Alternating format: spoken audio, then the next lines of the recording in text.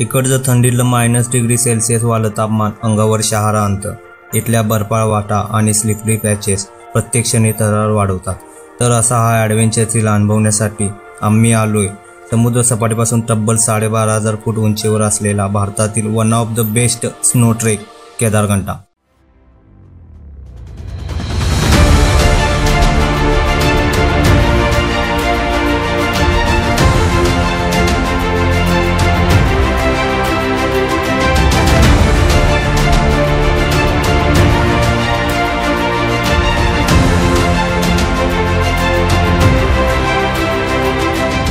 Youth hostel association of India तर्फे आयोजित या ट्रेकसाठी आम्ही रजिस्ट्रेशन केलं होतं. मुंबई ते डेहराडून बाय ट्रेन आणि डेहराडूनमधून ट्रान्सपोर्ट बसने मसुरीच्या यूथ हॉस्टेलला पोहोचलो. 2 दिवस मसुरी डेहराडून फिरून तिसऱ्या दिवशी ट्रेकच्या बेस कॅम्पला जायचा प्रवास सुरू केला.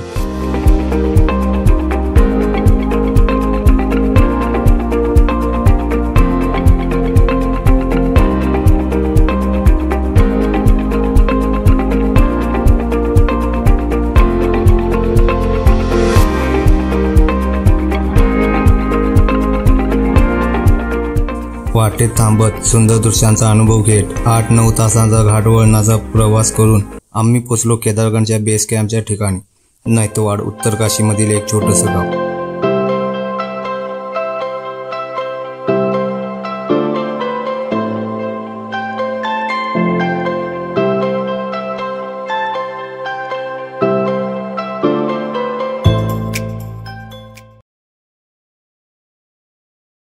दुसऱ्या दिवशी सकाळी लवकर उठून आम्ही निघालो ॲक्लेमॅटायझेशन वॉकसाठी. थोडीशी हाईट गेन करून तेथील वातावरण आपली बॉडी अडॅप्ट करण्यासाठी हे वॉक घेतलं जातं.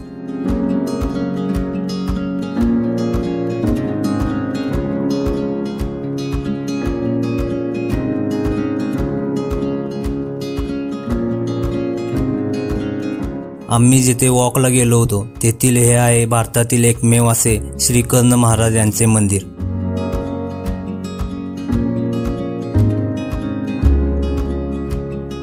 आम्ही थोडा वेळ त्या मंदिराच्या आवारात थांबलो. तेथील स्थानिक लोकांशी गप्पा मारल्या आणि त्यांचे काही फोटोज पण काढले.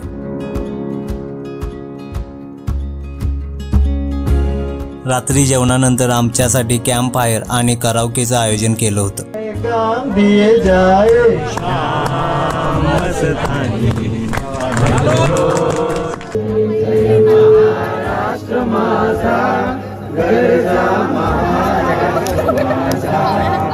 आणि फायनली केदारघंटा ट्रेकचा शुभारंभ झाला.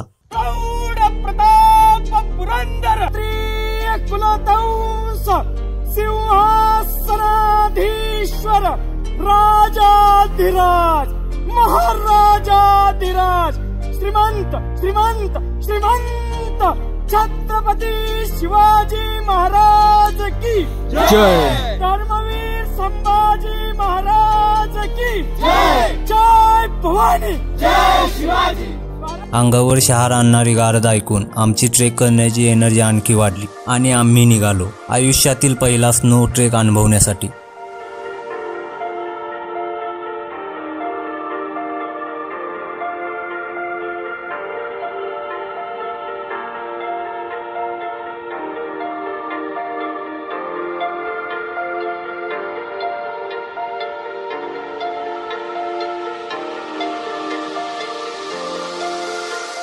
थोडं ट्रेक करत थोडं थांबत जवळपास 3 तासानंतर आम्ही पोचलो हलटाडी या गावात.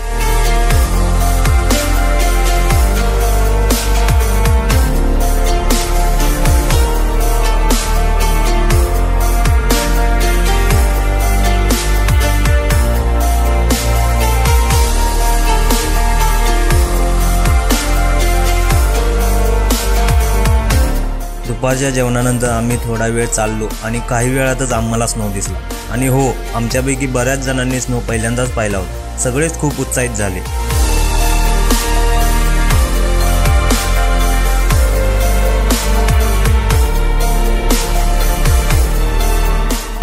अजिबात ट्रेस घ्यायचा नाही, फक्त टेकअप करायला शिकायचं. टेकअप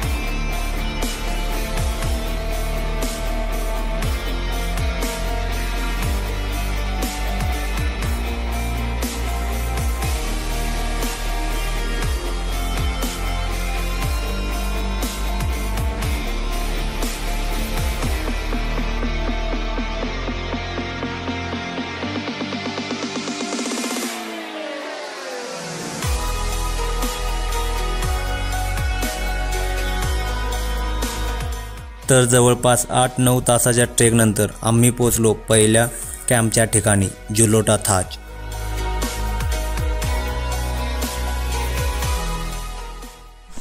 आप लोग में से कोई माइनस में रहे हो क्या? माइनस में यहाँ का रात का टेम्परेचर अराउंड समझे कि 9 से 11 होगा, माइनस 9 से 11, ज़्यादा नहीं। चलेगा, उतना चलेगा। ओके।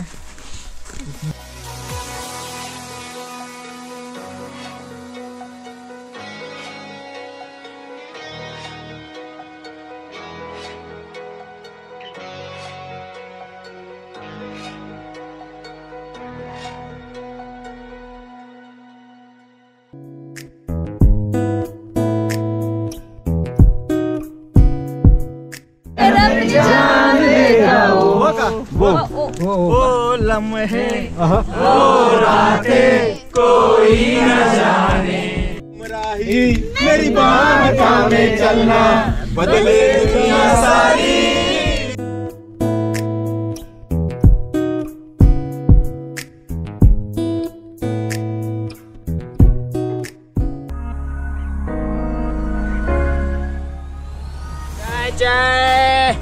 चाय ले लो, चाय। दुसरा दिवस उगवला आणि सकाळचं स्वागत केलं ते स्नोफॉलने। पांढऱ्या शुभ्र अशा स्नोनी आमचे टेंट्स आणि आजूबाजूचा परिसर झाकून टाकला होता। आम्ही सगळेजण पहिल्यांदा स्नोफॉल अनुभवत होतो। ब्रेकफास्ट आणि चहा झाल्यावर आम्ही स्नोफॉल थांबायची वाट बघत होतो, जेणेकरून आम्हाला कॅम्प 2 साठी ट्रेक सुरू करता येईल। तोपर्यंत सर्वांनी स्नोमध्ये खेळण्याचा मनसोक्त आनंद घेतला। दुपार झाली पण स्नोफॉल अजूनही थांबला नव्हता, उलट वाढतच होता। बर्फामुळे आमचे टेंट वाकायला लागले। सर्वांनी टेंटवरील बर्फ क्लिअर करायला सुरुवात केली। मेरा मुल्क मेरा ये वतन, शांति का उन्नति का प्यार का चमन, इसके वास्ते निसार है।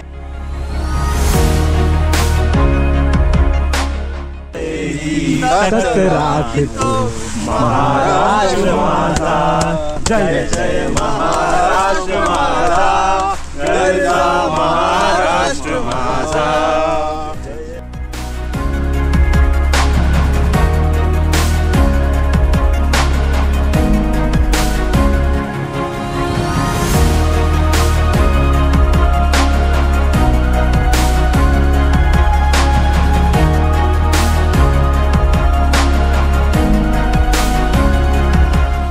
थोड्याच वेळात फॉरेस्ट डिपार्टमेंटने अलर्ट जारी केला आणि सबमिट करण्यास बंदी घातली।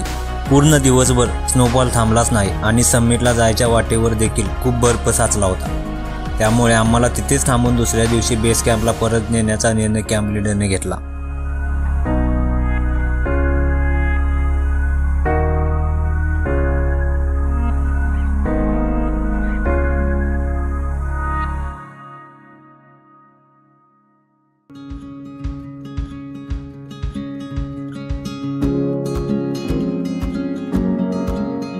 श्रीपती प्रजापती अष्टावधान जागृत अष्टप्रधान वेष्टित न्यायालंकार मंडित प्रौढ प्रताप पुरंदर क्षत्रिय कुलदंस सिंहासनाधीश्वर राजाधिराज महाराजाधिराज श्रीमंत श्रीमंत श्रीमंत छत्रपति शिवाजी महाराज की जय। धर्मवीर संभाजी महाराज की जय। जय भवानी, जय शिवाजी।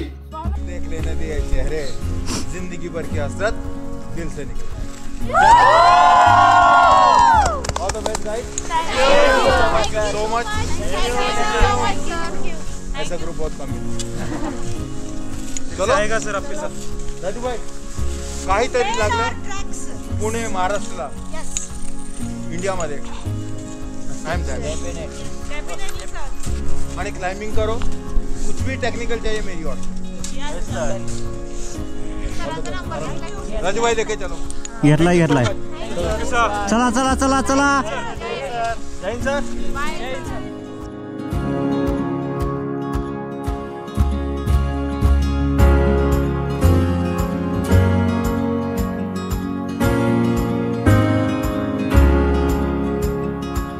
समिट झालं नाही याचं वाईट वाटत होतंच, पण या संपूर्ण ट्रेकमध्ये आम्ही जे अनुभवलं, ज्या आठवणी तयार झाल्या, हे कदाचित समिटपेक्षाही जास्त मौल्यवान होतं. Thank you Kedarkantha, thank you for everything.